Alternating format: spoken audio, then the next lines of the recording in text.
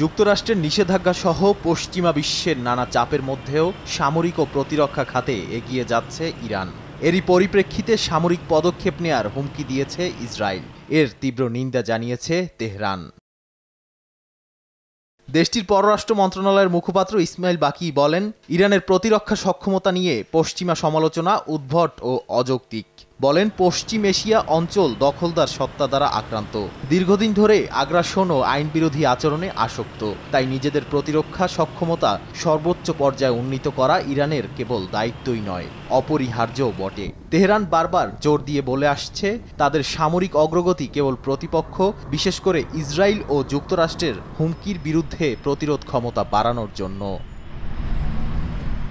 President Masoud Pezeshkian বলেন, যে কোনো আলোচনার জন্য উন্মুক্ত থাকলেও শক্তিশালী দেশগুলোর চাপে কখনোই মাথা নত করবে না ইরান। তেহরান প্রদেশের দক্ষিণ পশ্চিমাঞ্চলের শহরগুলোর রাষ্ট্রীয় সংস্থার পরিচালকদের সঙ্গে সভায় আরও বলেন, ইরান এমন দলগুলোর সঙ্গে আলোচনায় বসবে না যারা নারী শিশুদের বোমাবর্ষণে মৃত্যুর মুখে ঠেলে দেয় এবং একই সময়ে মানবাধিকারের কথা বলে।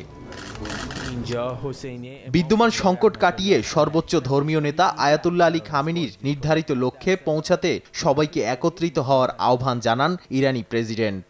এ সময় নিষেধাজ্ঞাকে অকার্যকর করতে প্রতিবেশী দেশগুলোর সঙ্গে অর্থনৈতিক সম্পর্ক জোরদারে জোর দেন মাসুদ পেজেশকিয়ান। নাদিম মারজান, সময় সংবাদ।